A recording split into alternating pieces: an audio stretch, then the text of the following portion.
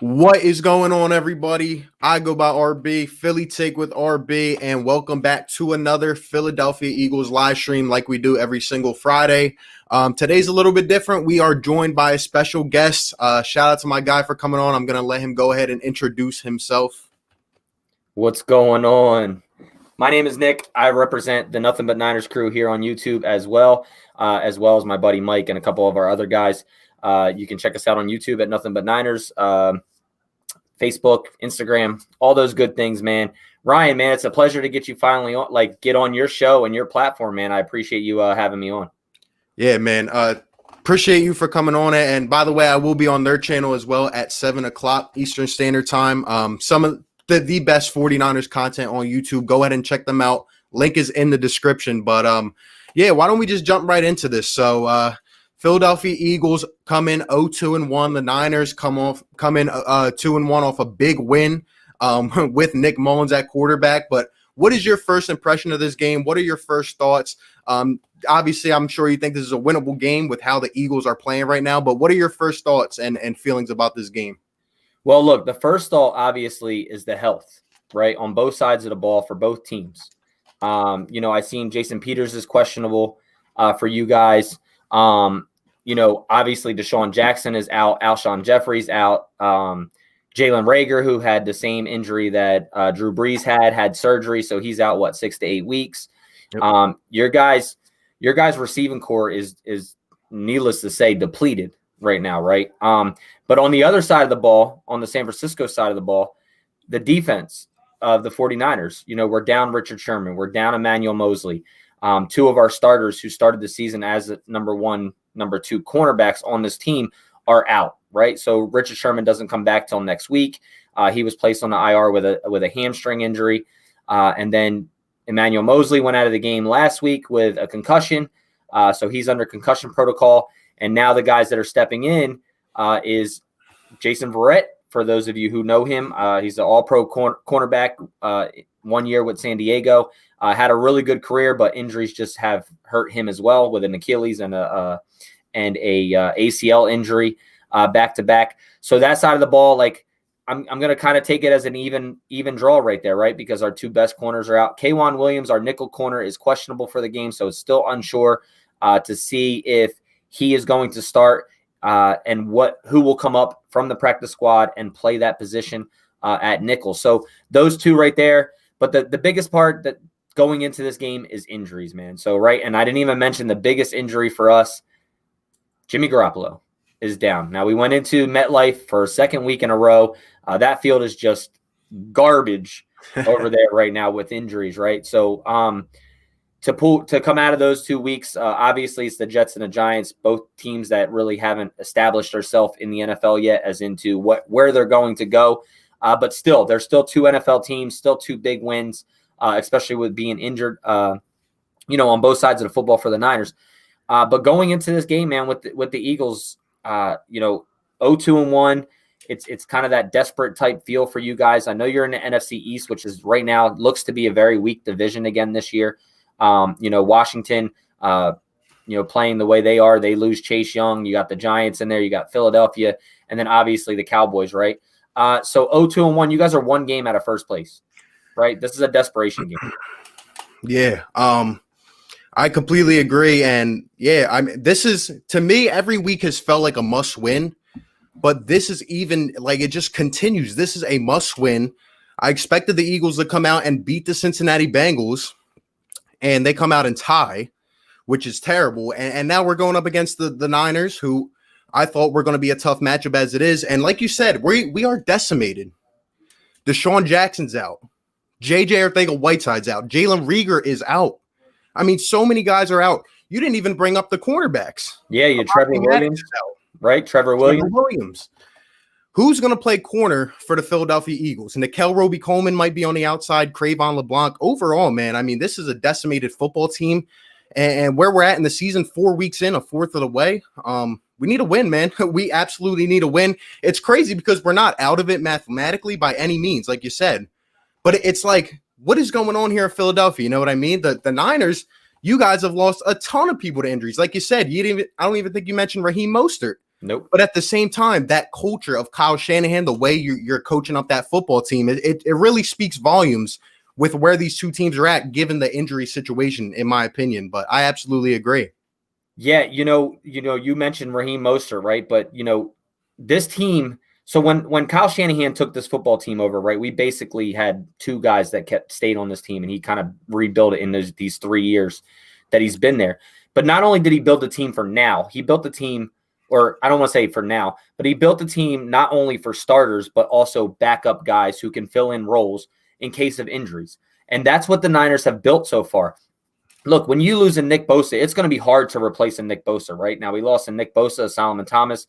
I'm not, I'm still going to bring up Solomon Thomas's name, but then D Ford as well, having a back injury right now. So he's listed out. So our two stop end defensive ends who are starter material, who are proven in the NFL, are out as well, right? So then you get guys like Kerry Hyder Jr., who steps in. Then we go and sign Ziggy Ansah, is a step in. Deion Jordan. Now, these are all first-round pick guys, right? So they're depth pieces. But when they come in, right now, they're doing what they're supposed to do. They're getting us through. They're getting pressures. The sack numbers may not be there, but the pressures that they create, on the defensive side of the ball. Then you go to the running back core, right? So you just said Raheem Mostert. Well, he brings a ton of speed, and he's an ex-Eagle too. Six NFL teams and nobody's seen, right? And this guy has carried our football team from last year to now. We're out Tevin Coleman, right? But then you got guys like Jerick McKinnon, who's finally healthy, who steps right in, right? You got guys like Jeff Wilson Jr., an undrafted guy who's been on this team for 2 years. And then you got guys on our practice squad right now, and like JaMychal Hasty, who you guys may not know, but you may see this week a little bit more, right? So that's the whole feeling for Kyle Shanahan is don't only build a team for your starters right now to win, because what happens if those starters, you're one play away from not playing in the NFL. And Kyle Shanahan and John Lynch have that mindset in San Francisco now, which is something good that us 49ers fan love, right? Yep. We went through the same years that you went through, the Chip Kellys, right? The Jim Tom Sula type players, coaches, I mean. So, look, the biggest thing for the Niners right now, and the reason that we're not really on that ship as into, our season is over, is because of what we've built as in depth pieces. And that's where it really comes in handy. Yeah, I agree. And I would feel like, given the past couple years, Doug Peterson has kind of been that same way, next man up mentality. When all lights are shifted off, when all the focus is shifted somewhere else, you come back and you win a big game like this, which is why I'm hoping with all desperation here. I mean, if the Eagles drop to 0-3-1, it's really just not going to sit well here in Philadelphia. And our toughest opponents are ahead. Pittsburgh Steelers, Baltimore Ravens. Later in the season, we got the Seahawks, the Saints. So we got to capitalize on one of these opportunities. We just have not yet so far. I want to talk about the quarterback play. How confident are you from a 49ers fan perspective? Because I've heard different people say Nick Mullins is one of the best backups in the league. I've heard other people say he's pretty much the same as Jimmy G. Some people say he really doesn't mean much. What is your kind of take on Nick Mullins, and what do you really expect him to do here against the Eagles this week? All right, so look, I've been a huge fan of Nick Mullins since college days, right? And I took some trash on my channel when CJ Beathard 2 years ago wasn't playing well, and I'm like, bring up Nick Mullins, start Nick Mullins, and they're like, oh my God, you want to bench a third-round pick for a practice squad guy, blah blah blah, right? Yep. Well, then Nick Mullins comes in, does what he does against the Raiders, but Nick Mullins overall, he may not have the complete arm strength that Jimmy Garoppolo has. But we're talking about Kyle Shanahan here, right? So Kyle Shanahan's system is to attack the middle of the field, establish a run game, and hit you with slants and yak, so yards after catch. The receivers that we have, Nick Mullins stepping in, is more than capable to run this offense.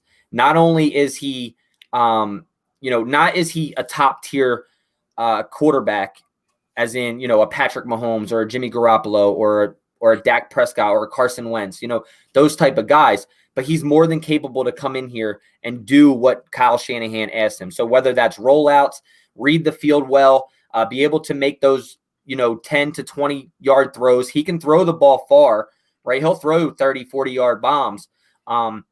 but that's not Kyle Shanahan's system. He may do it once or twice a game just to open things up, but that's not his game. He's going to attack you in the middle of the field. And what Kyle Shanahan asks of Nick Mullins is do this and do it right, and we're going to win, right? So that's basically the mindset of him. But Nick Mullins is a guy, and this is, you're going to probably laugh when I say this, but and this isn't overplay, but Nick Mullins kind of reminds me of Ryan Fitzpatrick. And what I mean by Ryan Fitzpatrick is a hard worker, a very smart guy. He's going to be a guy who's in the league for 10 to 15 years. He may bounce around being a backup here and there. He may get that stopgap quarterback position as a starter, but he's more than capable to run Kyle Shanahan's offense. And if you look at last week, he threw for 353 yards and 2 touchdowns.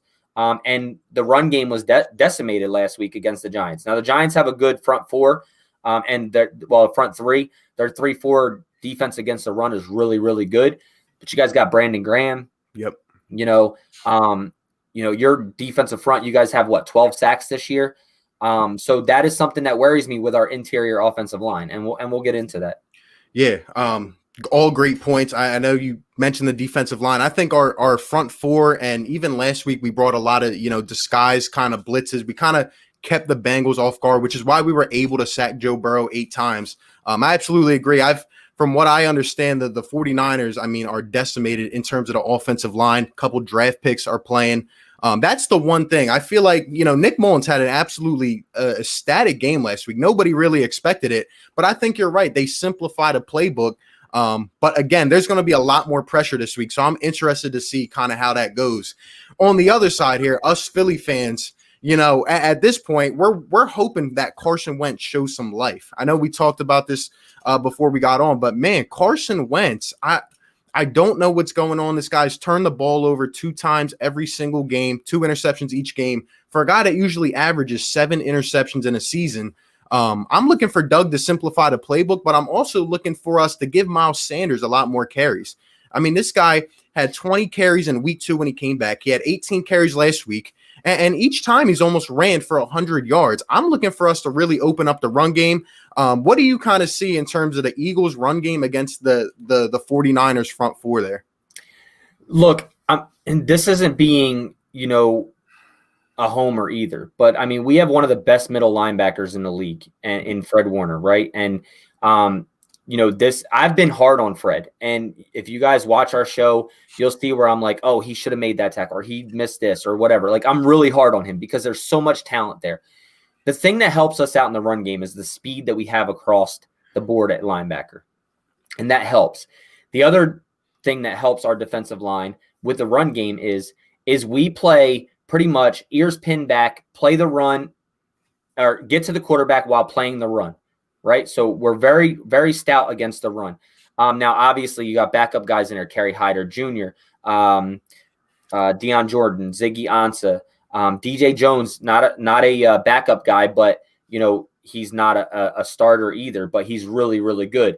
Rookie Javon Kinlaw, first-round pick, coming along. Right. So you see the progression from week 1 to week 2, week 2 to week 3. I'm excited to see what we see coming week 4. But matching up against your guys' run game, I think we'll be fine because of the fact that if we can get pressure and make you guys one-dimensional, if we can get that pressure on Carson Wentz, he's good for at least 2 to 3 bad throws where you're not going to say, we're going to sit there and say, why did he throw that? Like myself as a Niners fan, yourself as an Eagles fan, we're going to sit there and say, why did he even throw that? Like, he doesn't get rid of the ball. He tries to make it a 30-point game throw, like a game-winning touchdown throw, at least twice a game.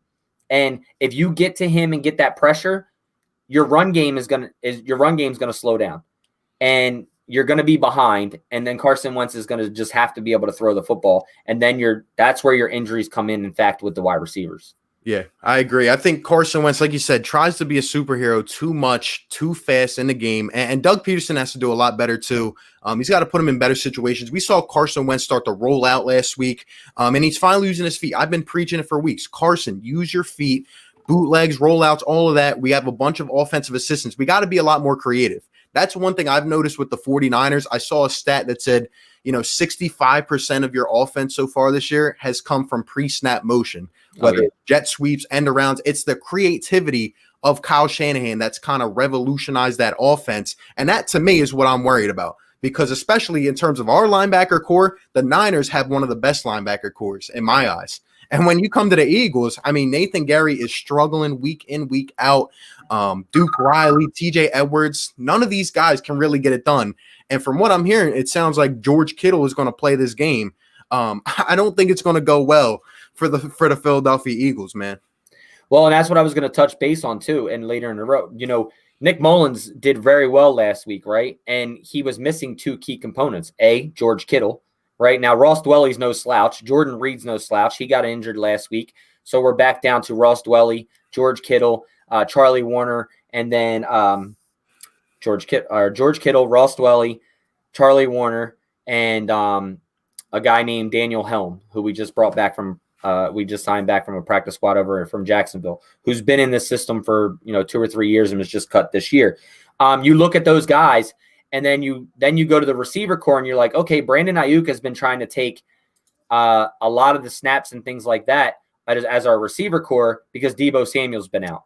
Well, Deebo Samuel comes back. Now, how much will Deebo be used? Well, Kyle Shanahan stated today that he'll probably ease him back in, but that's also, I'm not giving you my whole game plan type thing. But Brandon Ayuk and Deebo Samuel are two familiar and similar type of receivers, right? They'll both run those jet sweeps. They'll both run those end arounds. They'll both, manhandle you and be physical with the ball. Now, they're not big guys. Brandon Ayuk is a 6-foot guy, but he's got an 81.5-inch wingspan. The guy goes up and gets the ball. His catch radius is big. Will be his, second game, I think, to really come along. But then you got guys like Kendrick Bourne, who has come a long way in that receiving core. So you add those pieces to this offense, and you're right. 60 to 75% of the plays we score on is all from pre-snap motions. It's Kyle Shanahan will use the same formation and run the same exact play. It will look exactly the same, but he's got 4 or 5 different plays off of that play. So it's very hard to read what exactly Kyle Shanahan's doing. It's very, very genius-like, I guess you could say. Yep. Yeah, I agree. And one of the main points of emphasis for me here, I really want to see what Jim Schwartz is going to do this game, because what I've noticed over the years with Jim Schwartz is the guy can have a brilliant game plan one week, and the next week he's very inconsistent. Like, he goes back and forth, and especially now, because Darius Slay has been one of our bright spots on this team. I mean, the guy's been locking up every receiver he played, held AJ Green last week. Guy barely even got a catch. Darius Slay has been legit this year. But now with Avonte Maddox out and then Trevor Williams out, and you're going to have to put one of these guys like a Strat LeBlanc or a Roby Coleman, who's better in the slot, on the outside. I think Jim Schwartz, what he tends to do when personnel goes down, or say the 49ers go up big early in a game, he starts to play soft. He starts to play a lot of zone, no press, and really what he calls a sticks defense, where he plays 5-10 yards off the man. That's what I'm scared of in this game, because I know Kyle Shanahan is going to keep it simple. He's going to keep it simple with Nick Mullins. I think we got to stay aggressive in this game. That's a main key for me. Yeah, you're 100% right, because look, this offense, when we're running offense, we're more of an outside zone type offense. But the benefit of that is the way Kyle Shanahan attacks zone defenses. And if you go into that, you give our receivers 5 or 10 yards off the ball, they're going to hit you with slants. They're going to get open. Our receivers are known for separation and yards after catch. They're not big, go up for the ball, contested type receivers to catch the football. But if they get in, they're going to find that space to get open. And if the quarterback can make the throw, you're talking 8 to 15 yards each play just after catch. That's not even stating how well, if your safety's not playing well. You're getting, a lot of Kyle Shanahan plays, you may see a 40-yard catch or a 50-yard catch, but it comes from a 10-yard catch that turned into a 40-yard catch because of the fact of yards after catch. Right. And that's the big play that the 49ers fans look for and Kyle Shanahan looks for, is that big play attribute to a zone defense, eating up, knowing where to sit down, knowing where to go to. And Nick Mullins, or Jimmy Garoppolo, whoever's behind center at the time, knowing that the receiver is going to be in this position and this is where I'm going to throw the football. And a lot of times you'll see the 49ers quarterbacks throw the ball before the receiver's even at that spot. And that's big, right? You get rid of the football. You don't wait for the receiver to get open. Just have the faith that they're going to get open. That's a big thing for Nick Mullins this week. It's going to be huge. How well can he get rid of the ball with that nasty defensive front that you guys got as well, right? His pocket presence, is his footwork going to be really good? He just said in his presser today, he was like, I've been working on my, feeling the pressure, and you always want to get better in the pocket. So that's one of the big things for him. He's done well at it. Can he get better? You can always get better as a quarterback with your pocket presence. So that's something I'll be looking forward to in this game and watching as well, especially with the guys up front that you have. Yeah, great point. I really think this game's going to come down to really who gets up first, because the Eagles are terrible coming from behind, man. We have 13 combined points in the second half all season. We cannot score the ball late. I need the Eagles to come out and put together some productive drives right away, and we got to be more effective in the red zone. We got to put it in the end zone, man. But I'm just worried about the weapons that we have, especially on the outside. I'm not sure who's going to go up and catch a touchdown, really, other than maybe Zach Ertz. So I'm not sure. But in terms of, I guess, your main points of emphasis, maybe your top 2 or 3 keys to this game, what are you specifically looking for in terms of execution from the Niners? Execution-wise, I think the 3 biggest things, and that's with any NFL football game. 1, you have to be able to establish a run, right? Either way, Niners or Eagles. 2, you have to be able to keep Nick Mullins comfortable in the pocket, because A, he's not a starting quarterback. B, you can't win games if you have to throw, right? If you have to put it on a back of a quarterback and have to keep coming along. And 3, just like you said, get that early lead, whether it's by 3, whether it's by 6, whether it's by 7. The more of a lead you can get, the more comfortable you're going to be. Now, if we jump out to a lead, Nick Mullins isn't going to have to do anything, because we're just going to run the football until the fourth quarter with 10 seconds left. Yep. Then we ain't going to run, or 6 minutes left in the game. Then we're not going to run the football, So just hinting at that Super Bowl loss there. But yeah, so, we're going to run the football. And the biggest thing that Kyle Shanahan is going to try to do, and this would be a big emphasis, is A, establish the run game, B, time of possession, and 3, keep Nick Mullins on his feet. Yep. Yeah. I agree with all those. Some of those actually feed into mine. One key thing for me, in addition to those, is the turnover battle. The Eagles have been absolutely abysmal. We have 5 interceptions in our last 21 games. It's just not cutting it. We hit a rookie quarterback last week. We sacked him 8 times, a lot of quarterback hurries and pressures. We can't poke the ball out. That's what I'm looking for from this front 4. Last week we even saw a front line of 6. So I want to get a lot of pressure on Nick Mullins. Like you said, you're going to simplify the offense, but I think we got to poke the ball out. We got to get those big situational type plays. I know the Niners can do that. I'm not sure that the Eagles can do that, because I never see, an interception that flips the field. I never see a big red zone type of play or a run back or something like that. I feel like the Eagles just got to be better in that. We have to make those winning type plays. Yeah, time of possession, like I said, is going to be huge, as well as turnover battle, right? If Nick Mullins comes out here and throws 2 interceptions, or we fumble the football, that can always swing a game either way, right? Now, in week 2, Quan Alexander had 6 forced fumbles, one of our linebackers, because our guys are taught, one goes for the tackle, the other gets the ball, and that's what they do. So if anything, hopefully that your running backs or those for your guys' sake see that on tape, because Quan Alexander is coming to punch. And if he's making a tackle, Fred Warner is going to punch the ball. And that's our emphasis on this defensive side. You may not see a ton of interceptions on this side, but you'll see a lot of forced fumbles. Now, whether we recover them or they fall into the right hands of the Eagles, those are one things that the 49ers do. Now, another note here to add is the 49ers just let go of their long snapper in Kyle Nelson, who's been with the team for 4 years because of one bad game, right? So it's like, look, you can't get these down. We missed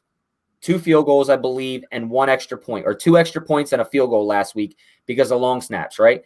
We had a block punt in week 1. So this has been building up basically, right? But here's a guy that's been on this team for 4 years, and you're like, you know what? I don't have time for this. See ya. It didn't cost us anything. Like, it didn't cost us the game last week, but this is the mindset Kyle Shanahan has. Why deal with it later when I can just deal with it now and get somebody in here? And, they brought in a bunch of tryouts, did that. Now, people were like, oh, you're talking about a long snapper. Long snapper and special teams is one of the most important parts of the NFL football game. So that's big, right? So if you miss those field goals, look, you have a bad snap or things like that, that gives you good field position, right? So you've got to be able to control the field position. So that's another thing that you have to watch out for as well. Yeah. I think this is really going to be a good game. Now that you mentioned, I really think time of possession may be the biggest key. I'm looking for Miles Sanders to run the ball at least 30 times. I feel like we're neglecting. I don't know how you view Miles Sanders in terms of a different fan's perspective. I know how I view him. He's not a top 5. He might not be a top 10 yet, but he's well on his way there in his second season. I mean, the guy, started 11 games last year and had 1,300 all-purpose yards. I think Miles Sanders, it feels like we're keeping the tiger in the cage. We got to let him unleash. I feel like if Carson Wentz continues to come out here and we let him throw the ball 45 times, we're not going to do well, because I know the Niners are going to bring a lot of pressure, bring a lot of different things. And like you said, we're just bound to make a bad mistake. But in terms of our offensive line as well, I don't think I mentioned that. Isaac Seumalo's still out. Jason Peters, like you said, is questionable, and Jason Peters got absolutely manhandled last week. The week before that too. Yeah, his age has set in. And it's crazy because he wanted more money to move back to left tackle.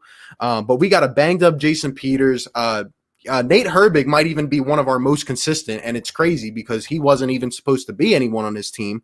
Lane Johnson has been solid, but again, he's dealing with battling an ankle injury there. And Jason Kelce is Jason Kelce. But overall, I think the Niners are going to try to exploit that.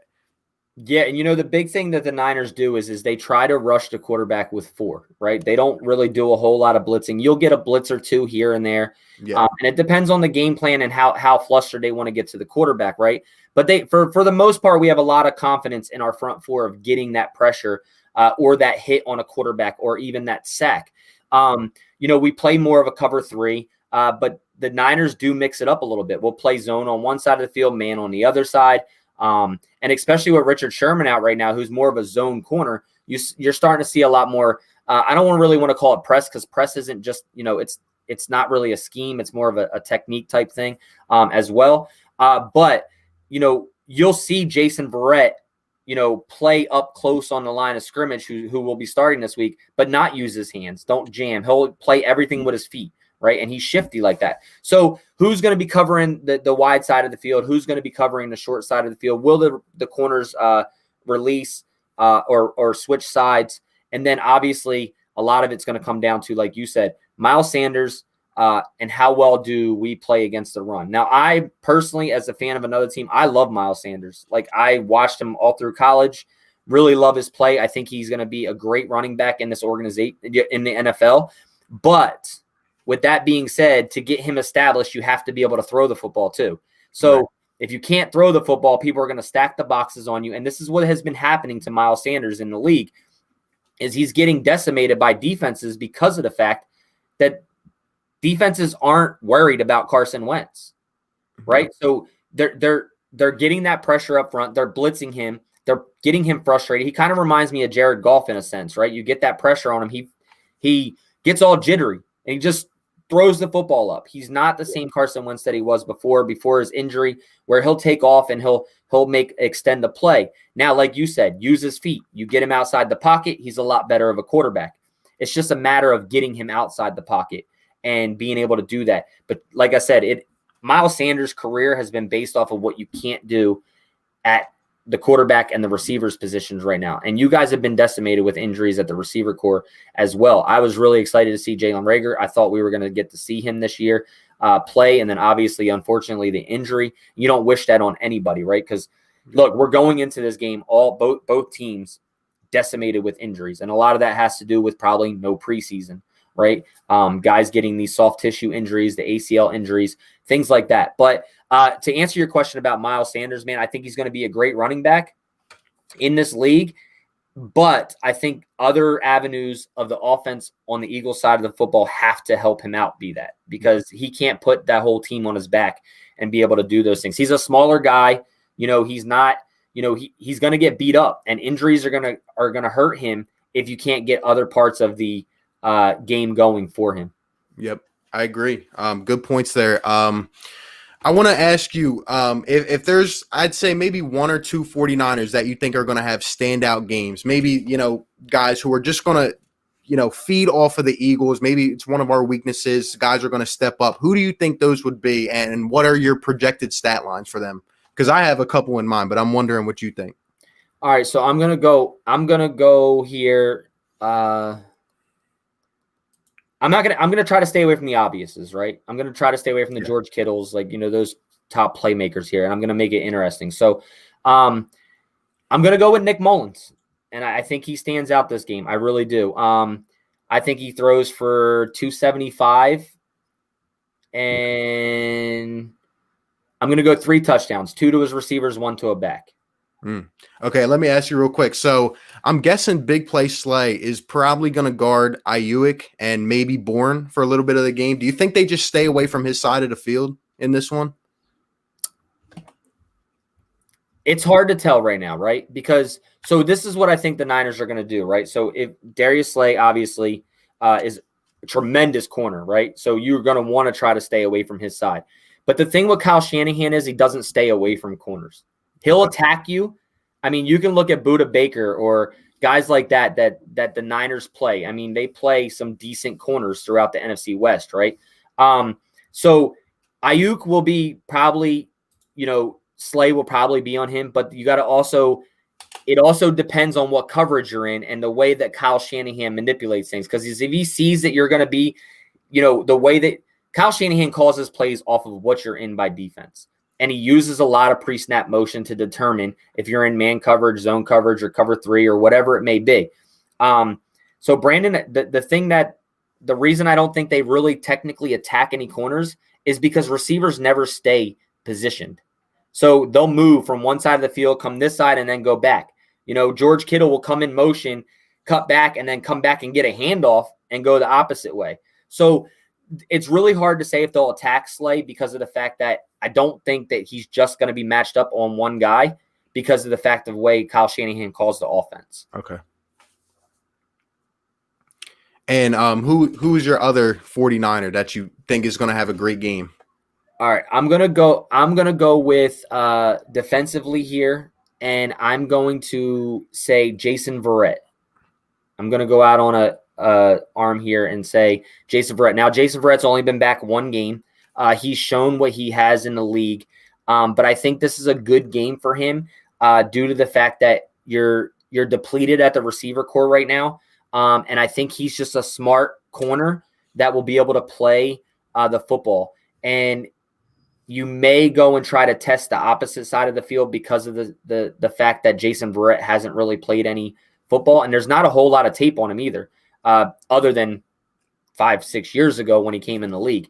So you get last week's game of him playing, and then there's a little bit of tape there. Now, the other corner right now is Dante Johnson, right? So as it is right now, which is a guy who's bounced around in the league, more of a practice squad type guy. And that is where I think you guys can really attack, is that side. It's either he's going to give up a catch, he's going to make a decent play, or he's going to give up a PI. Like, that's what Dante Johnson is, right? So easily can, but he also does play well at times and other times. But I'm going to go with Jason Verrett. I'm going to go to outside corner. And I'm, like I said, I'm going to stay away from obviouses like Fred Warner or George Kittle or, I'm going to go with the backup quarterback, and I'm going to go with the backup corner. I think they both have a decent game. Yeah. I like those picks. I'll just tell you straight up, I'm terrified of George Kittle, what he's going to do. Nathan Gary's been terrible, giving up touchdowns left and right, can't cover a thing. We're very thin, and we knew that coming into the season, but we try to rock with it, and it's not going too well. So hopefully, well, not hopefully, but I don't know if he's still going to be battling something during the game or if he's just fresh and ready to go, but I don't know. We'll see. Yeah, he practiced all week full. Last week, I think more of it was, I don't want to say Kyle Shanahan underestimating the Giants, but I think a lot of it was the team we were playing and obviously the turf, because he was coming back from a knee MCL, didn't want to make it worse playing on that turf where they just suffered a ton of injuries. He's completely healthy now. So he's going to be a big part of the game plan, obviously, probably. But I wouldn't be surprised to see a big game plan from Ross Dwelly either, and he's no slouch. So our other tight end. Both can block very well. Both can run, great routes, very good yards after catch type guys. And I mean, if George Kittle catches the ball in space, then, it usually turns out to be really, really good. So I wanted to stay away from those guys. Yeah. I like those picks, though. I like those picks. In terms of our team, man, I don't know. I would say Crayvon LeBlanc, just because I feel like he's a guy that has thrived with opportunity. When he came in a couple years ago, nobody really knew who he was, but he kind of took advantage of that. And really, he's going to have to step up and be our second corner on the outside, because like I said, especially if Jim Schwartz tries to revert to zone, Crayvon's going to have to step up and make some plays. And I'm sure you're familiar with Nickel Roby-Coleman as well. It could get scary, or it could end up very well for us. If I had to ask you for your score prediction for this game, do you think it's going to be high scoring, low scoring? What are we thinking here? I'm going to go with mid. I don't think it's going to be like a crazy high scoring game. I'm not going to go like, 35-30 or 35-21 or things like that. Your defense up front worries me, right? I'm not going to lie. Your defensive front worries me with your two guys up front. They definitely worry me because, look, our center is a backup center been playing. Well, we've switched, right? So Ben Garland. So to start the season, Weston Richburg, who is our starting center, has been on the PUP list. We've switched to a guy named Daniel Brunskill, who's originally a guard. Never took a snap at center. He was playing center. Wasn't looking great. We switched to Haranis Grasu at center. Now we're back to our backup guy, Ben Garland, who was playing center and guard, but got injured in training camp. So now he's back. Last week he came back. The middle of our line looked to be shored up a little bit. You go to the right side of the line. So you got center. You go to the right side of the line at guard. You got Daniel Brunskill playing there. Hasn't looked real good, as good as he could. And then Mike McGlinchey, top tackle in the league, more so in run scheme. Pass pro, not so good, right? This is a guy that's a 9th overall pick, I believe. And, we get rid of a Trent Brown, who's really good in pass pro, not real good in run blocking. And then you bring in Mike McGlinchey, who's really good in run blocking because Kyle Shanahan loves to run the football, but not so great in pass pro. And I mean, you got Brandon Graham out there. He's no slouch, right? So, and obviously Mike McGlinchey's a Philly boy. He grew up in Philly. So, this is probably a big game for him as well. So how will he come out, but that right side of the line worries me a little bit with your front. Yeah. I think we're also going to be able to at least put a bit of a halt on the run, because Javon Hargrave, I mean, this guy really hasn't had his name called out at all the last couple of weeks. I mean, we haven't heard much from him, but him and Fletcher Cox lined up next to each other. That is a dangerous combination. Derek Barnett even has stepped up the last couple of weeks. So I'm looking for our front four, and I'm hoping, like I said, that Jim Schwartz, he tends to be inconsistent. I'm hoping that he sends some disguise blitzes, send Jalen Mills in from the B gap, just keep it off balance, because if you let Nick Mullins sit back in that pocket, I know what he's going to do to us. He's going to pick us apart. But yeah, the pressure's going to have to be there. Yeah, and you touched some great things there, right? So the thing about bringing blitzes is, and the thing that is, how well can Nick Mullins recognize the blitz coming, right? How well can he recognize and know where his checkdowns are and be able to get that football to the receiver or the running back? Now, Kyle Shanahan loves to use his running backs in quick, get rid of the football type things. This offense is more of a timing offense. Be here, be there. We're going to get the football there and go. If Nick Mullins can be successful in recognizing and reading blitz packages, I think the Niners will be okay because of Jerick McKinnon's, Jeff Wilson's, guys that can run with the football in their hands, and they both have been able to catch the football. Jerick McKinnon, we all know as, from the Minnesota Viking days. And then Jeff Wilson Jr. was a former receiver. He's got great hands, can be able to catch the football. And we didn't even mention Kyle Juszczyk yet, one of the best fullbacks in the league. And what Kyle Shanahan does with him. He'll line him up in a slot.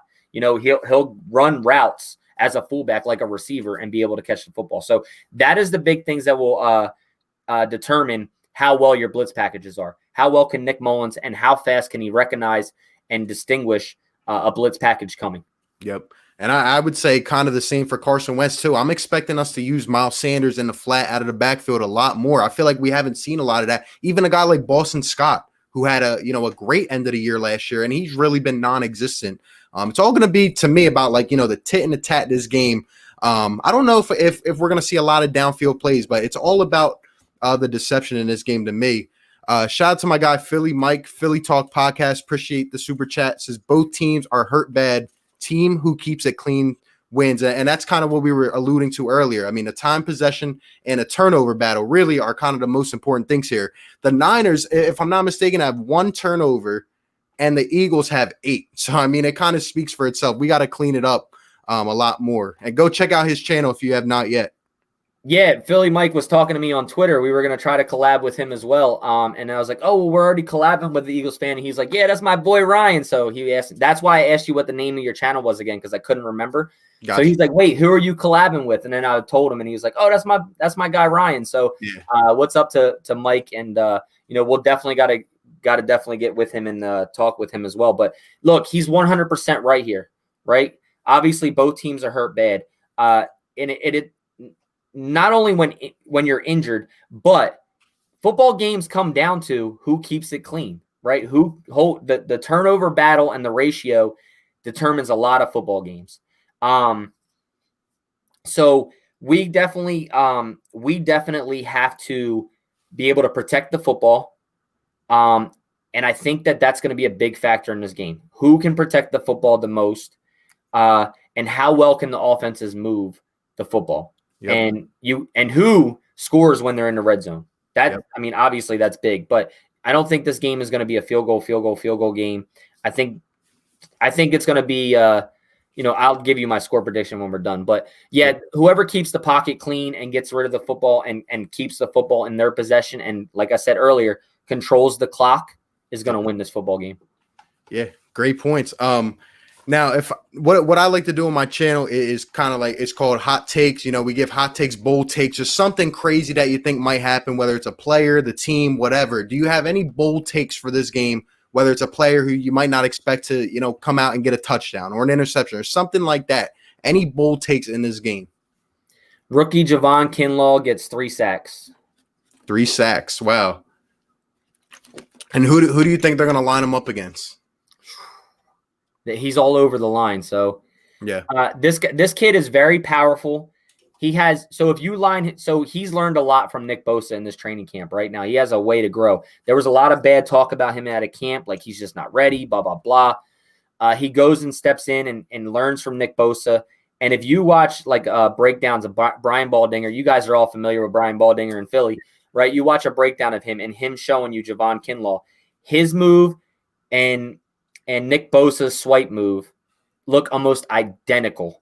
Yep. And the way that these guys are teaching each other is tremendous. But Javon Kinlaw had a big game last week. I don't believe he had a sack, but he had a lot of pressures and quarterback hits, and he had a pass deflection as well as some run stops. But we're going for hot takes here. I'm going to ride with the rookie this week. I'm going to say that he gets 3 sacks this game, and it's a hot take for a reason. Yeah, I like it. That's what we do. We come out of our comfort zone. I'm going to say for my hot take, I'll say that we finally get a damn interception on defense. I think we're going to run it back to the house since it's a bold take. And it's not even going to be Slay. I think it's going to be Cravon LeBlanc, pick 6, runs one back in the first quarter on Nick Mullins, and gives us a much needed score. But yeah, let's get to our score predictions. Actually, we'll read a couple comments here. Shout out to your boy Roca. It says, O-line has been pretty solid. Philly Insider Podcast says McGlinchey's going to struggle a bit versus Brandon Graham. I think so too. It's crazy that Brandon Graham's our leading sacker right now. Not a lot of people expected him to kind of regress a little bit with his age, but Burnett, he's probably going to destroy us either way. Higbee torches us, then Kittle could have a career day. I'm terrified of what Kittle is going to do to I us. was going to give a hot take with him. I was going to say 210 yards receiving, but I stayed away from it. Look, I mean, this has happened to Philadelphia teams. Look, you're a Jersey native. You know, you're around it all the time. It's Kittle. I'm scared of what's going to happen with Kittle, and I hope Jim Schwartz doesn't get soft in the coverage. Niners are going to run outside more. Hargrave won't be much of a factor except in pass rush. Maddox and Williams are both out. That's tough.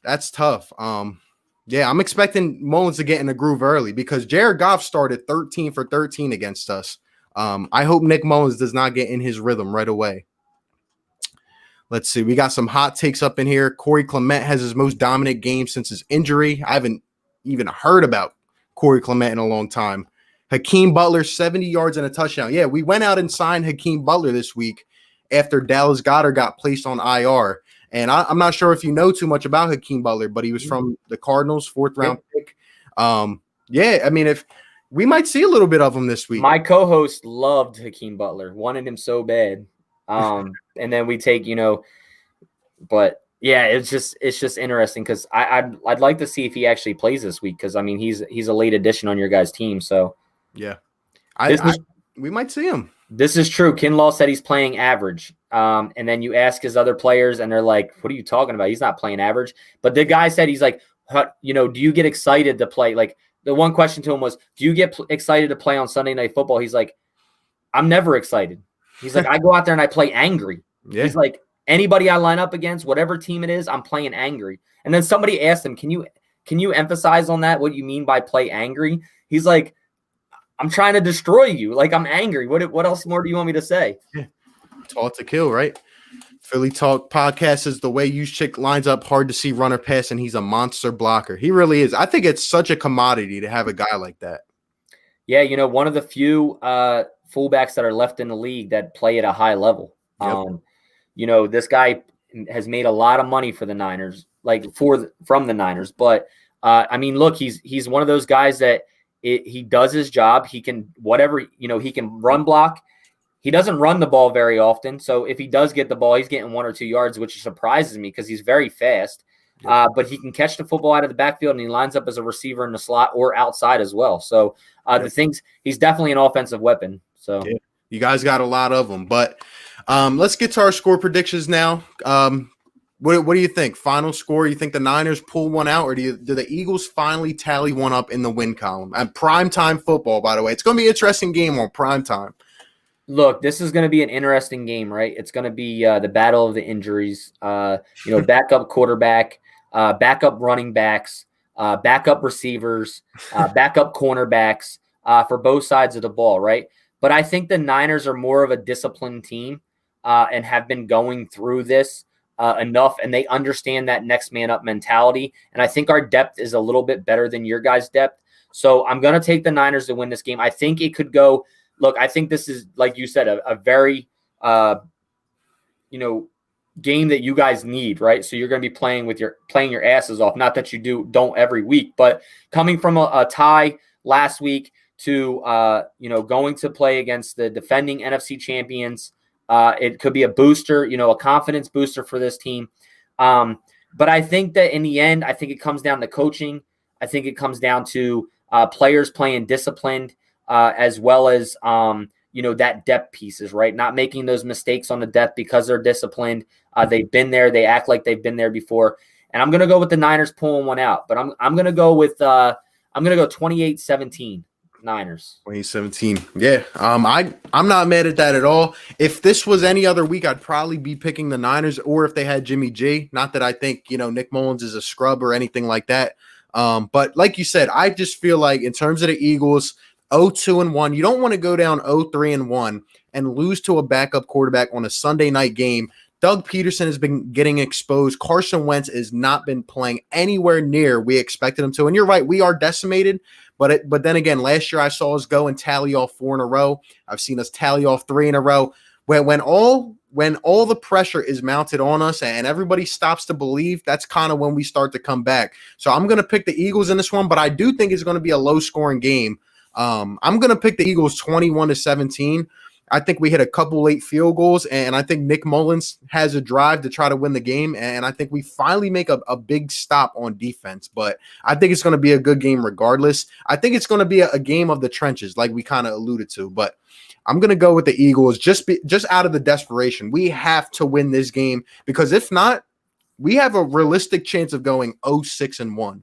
And we do not want to see that. Jobs will be called for, heads will be turned, but it's a great score, 21-17, real close game. Can Nick Mullins do that, comeback drive to win a football game?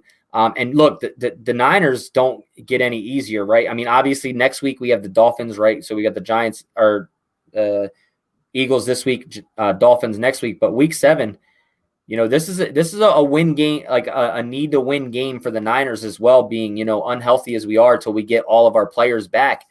They look at it the same way. Obviously we're not 0-2-1, but oh no, please don't do that. Another tie. Please. But yeah, no, you're 100% correct, man. You're 100% correct. It could be a low scoring game, or it could be just, last week the media was saying this is going to be a low scoring game with the Niners and Giants. It ended up being, 36-9 or whatever it was. So we played well. That's the biggest thing, like I said, but I respect the 21-17, man. This game could go either way.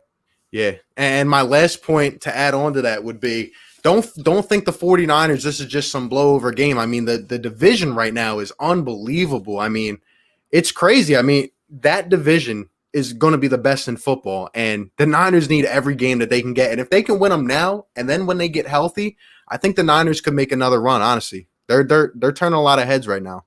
Yeah, and that's the thing. I'm happy that we lost that first game. Not happy, but kind of takes that whole get out of mind of the Super Bowl thing, Get back on track, get healthy, and then move the chains and as they say in football, and just keep going forward. So I agree. Yep. Well, thank you for taking the time to come on the channel. If you have not yet, I will be on his channel in a little while, and his link is down in the description. Great content creator, the best 49ers channel on YouTube. Go ahead and check them out. Thanks for taking the time to come hang with me and talk about this game.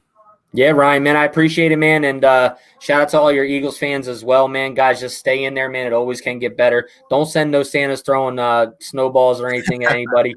But no, look, man, all my boys are Eagles fans here in Jersey. So, look, much respect to you guys, and appreciate you, Ryan.